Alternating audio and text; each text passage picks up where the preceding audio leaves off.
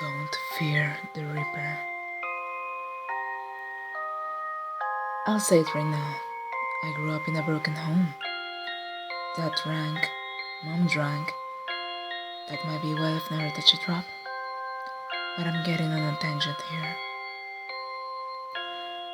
Most of you already know where this story is going. Dad used to get drunk and blame mom and I for all his problems. Mom used to lock me in my room while he...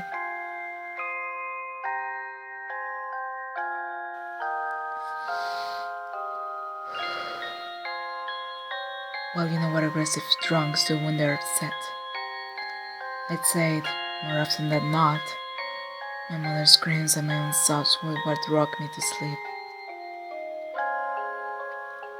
Then my mom started drinking and became numb to the whole thing. First, Dad kept hitting her and left me to cry in my room. I guess he got bored eventually. 3 days after my 5th birthday, Dad came up to my room for the first time. He had never done that before. Mom had stopped him. He broke my nose that first night. We went to the hospital and I told the doctor I fell down the stairs. He seemed to believe me. It was a clockwork after that. Mondays Dad worked late and we rested. Tuesday nights and Thursday nights he was at the bar until well after my bedtime. Wednesdays were the worst. Fridays were normally insults, an occasional slap. Weekends he drank himself to sleep around 4 in the afternoon. But Wednesdays, he'd come out to my room and do his business. If I blocked the door, it was a dozen rounds with the belt. If I cried, it was a slap for every tear. But if I was quiet and let his knuckles crack against my jaw and let him pull my short hair, I never had to make up stories at school. I was an adventurous boy, and no one looked twice when my hands were scraped or I had a bruise on my cheek. I lived for 2 years fearing that one night that will hit me too hard and I'd end up with the angels. Death scared me. One Wednesday, I was sitting in the corner when I saw him. A tall man in my corner. At first, I thought it was a woman. It looked like a black dress fell from a black face. I realized after a moment that it was a robe, a cloak, but I learned that word years later. I knew what I was looking at. I'd watched TV. I'd read books. I knew what death was supposed to look like. But I couldn't cry. That would come in. I'd get the belt and death will take me away. But for all the pain in my life, I knew that I wanted to live. That night, I fell asleep on the floor, huddled in the corner of the room with a halo of moonlight coming from the window resting around my feet. Death simply stood in the darkness corner of my room, behind the door leading to the hall. He was there every bad night after, always Wednesdays, some Fridays when Dad was in his worst mood. Every night he got closer. After 2 months, he will sit on the toy box at the end of my bed, sitting with his back against the wall, turned sideways so I always caught the profile of his shadowy hood. "Why are you here?" I asked him one night. He stared at me from the toy box, knees pressed against his chest and arms curled around his shins. almost a fetal position, though there was no feet in the position, just boredom. To watch, he told me. I swallowed at those first words. I had expected a quiet rasp like on TV. That voice was something more. It was a burly man's confident, strong. It was a caring mother nurturing tone, a man's love, and a child's giggle. It disturbed and comforted me. To watch what? I asked. He simply looked at me. I saw his eyes for the first time that night. I had always expected a soul spit there. Instead, I found blue orbs in a bleached skull. Those orbs held galaxies, eternal and non-existent. Everything and nothing lived in the shadows of his cloak. Those contradictions comforted me. Where were you, child? Death responded. I had thought he lied to me, and I grew upset. I asked him why he never stopped my father. It's not my place to intervene, he told me. I asked him what he meant. He told me that he couldn't stop my father if he tried.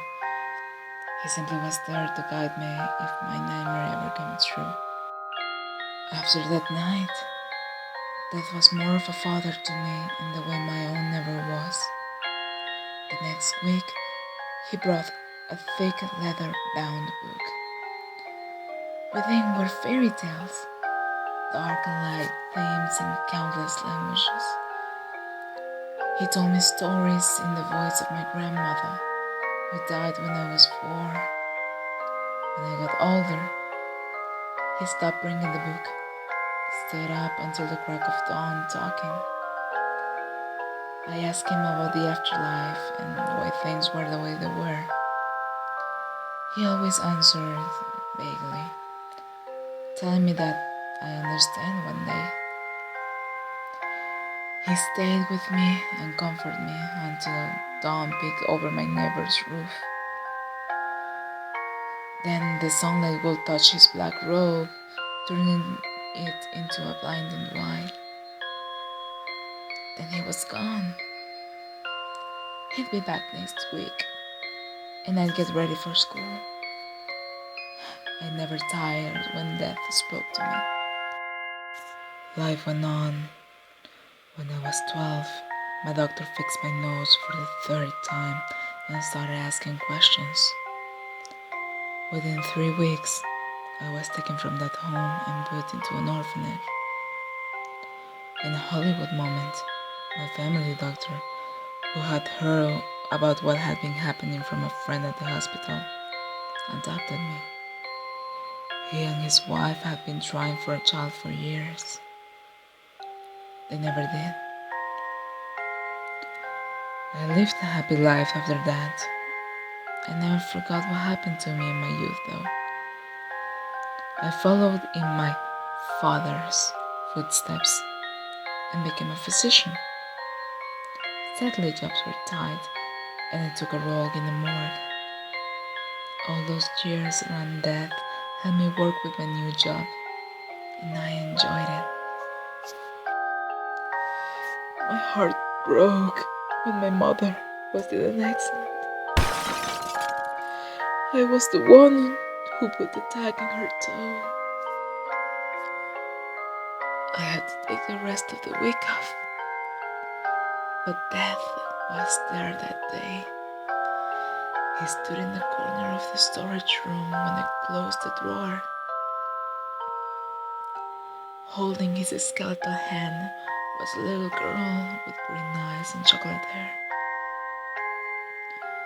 I had seen my mother's family pictures and knew this was her, around 7 years old. It hurt me, but death nodded to me, and I knew he would take care of her. In my lifetime, I've closed the drawer on 4 parents. Dad drove into a storefront while driving drunk. I had to leave the room when they wheeled him in. I would have spat on his cold husk of a body if I didn't. Mom drank herself into an early grave a year later. I pitied her when I closed the drawer. He had broken her soul and she died in pain. Though my father left that morgue the same way my mother did, I still remember the screams when death dragged my father through the floor. A red hot chain, a metal collar strapped around his neck. My father, the man that saved my life, died 4 years ago. He went quietly in his sleep. I volunteered to close the drawer on him. When I did, death arrived and took a little boy with dark hair and blue eyes. You may wonder why I'm writing this. In truth, I'm not quite sure myself. I guess I want to tell people not to fear death.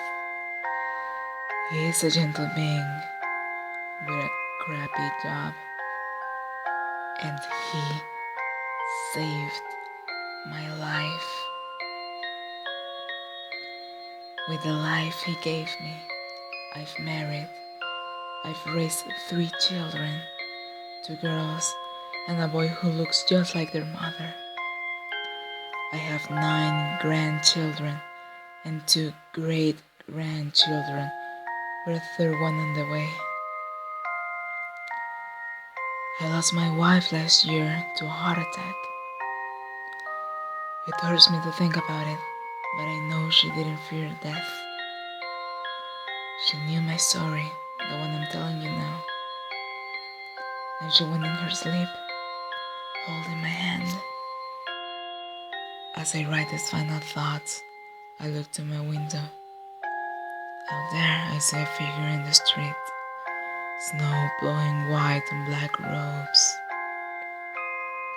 A moment ago, I opened the window and invited him in. When you live as long as I have, you learn to treat the guests right.